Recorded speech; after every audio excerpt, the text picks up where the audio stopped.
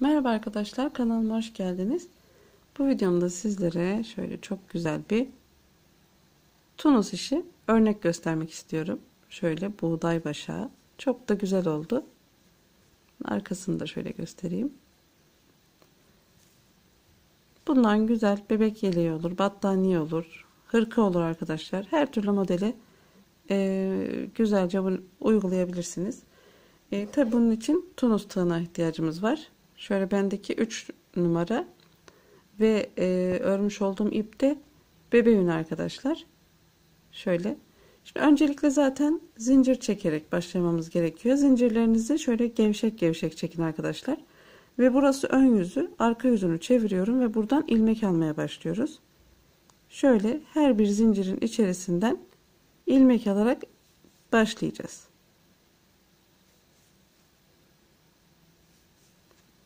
Arkadaşlar kanalıma abone değilseniz lütfen abone olun.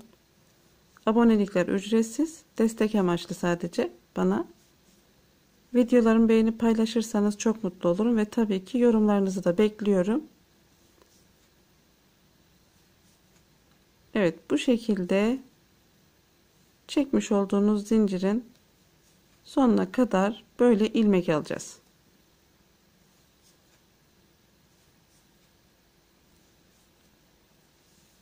Şöyle. Ve burada aralarda 6'şar tane şöyle göstereyim. Bu aralarda ve başta 6 tane ilmeğimiz var. Yine burada alt tarafta şimdi göstereceğim size zaten. Aralarda da birer tane ilmeğimiz olacak. O yüzden şimdi ben bunu sayarak yapacağım. Şöyle bakın 1, 2, 3, 4, 5, 6 tane kenara bıraktım. 6 ilmek.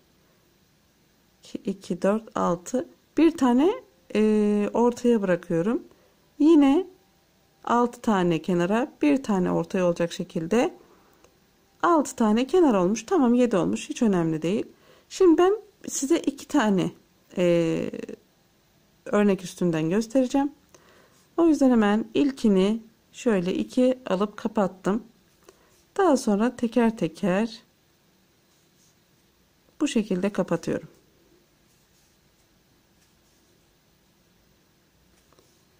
İlkini 2 kapatıyoruz. Daha sonrakileri böyle tek tek kapatıyoruz arkadaşlar. Sıranın başına kadar.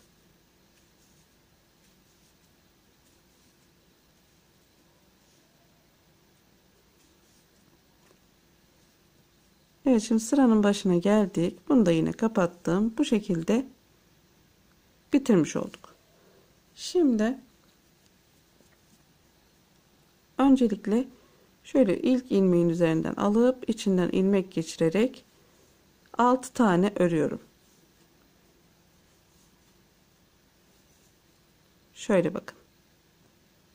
6 tane ördükten sonra hemen şöyle yanımdan 1 2 3 tane ilmek çıkardım. Aynı fıstık yapar gibi. Daha sonra üzerine aldım. Bir sonraki, bakın şu ilmeğin bir sonraki kısmından yanından yine 1 2 3 tane ilmek çıkardım. Daha sonra bakın hemen yanımdaki ilmeğin içerisinden 1 2 3 4 5 6 tane şöyle ilmek aldım. Şunu yaptıktan sonra. Ve yine yanımdaki ilmekteyim. Buradan 1 2 3 tane ilmek buradan çıkardım. Üzerine aldım. İlmeğin bu kez diğer tarafından 1 2 3 tane de diğer tarafından aldım. Ve tekrar yanımdaki ilmekten örmeye devam ediyorum.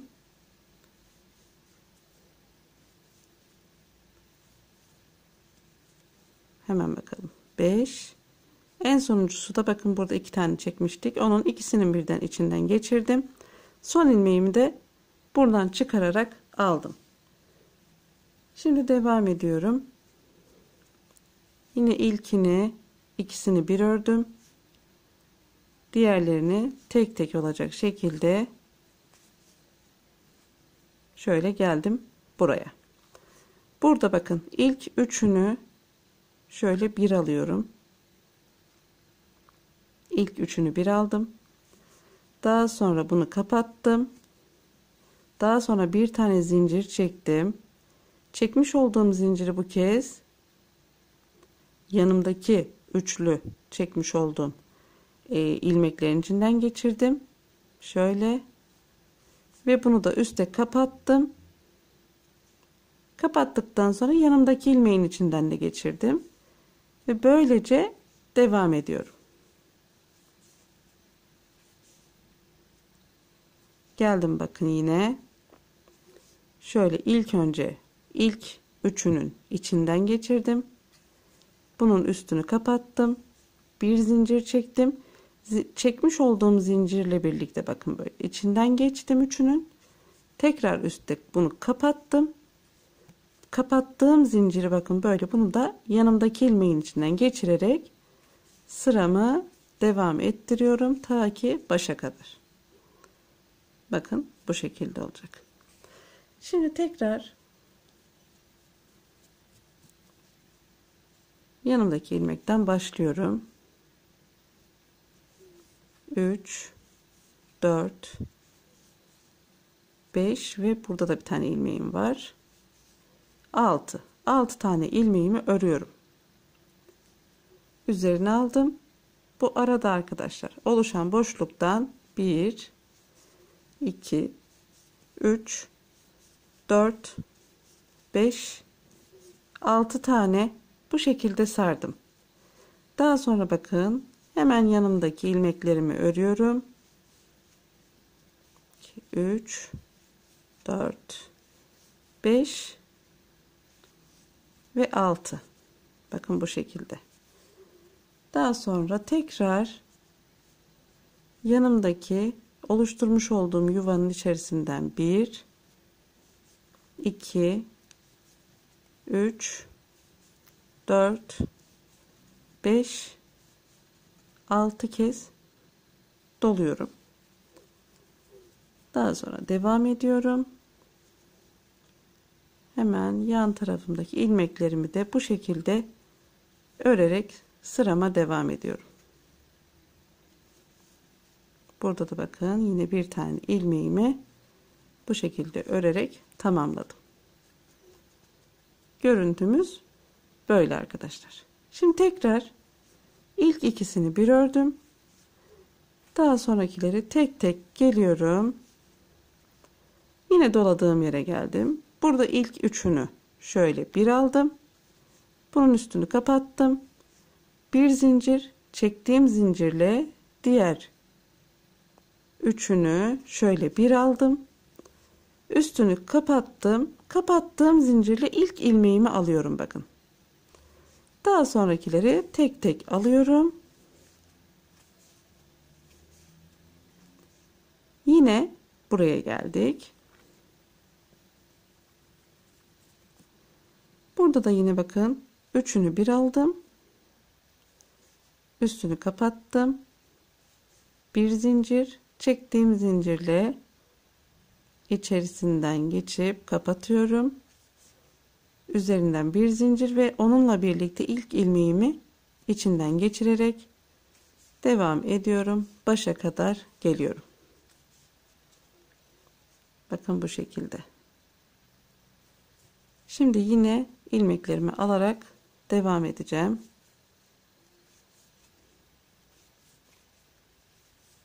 Bakın geldim. Burada oluşturmuş olduğum yerden 6 tane doluyorum. 5 6 ve yine devam ediyorum.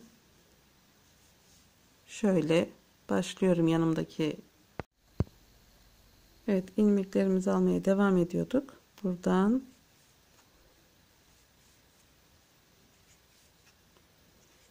bu şekilde geldim. Yine ilmeklerimi ördüm ve yanımda oluşturmuş olduğum yuvadan yine 6 tane şöyle şişime doluyorum. 4, 5, 6. Yine doladıktan sonra örmeye devam ediyorum.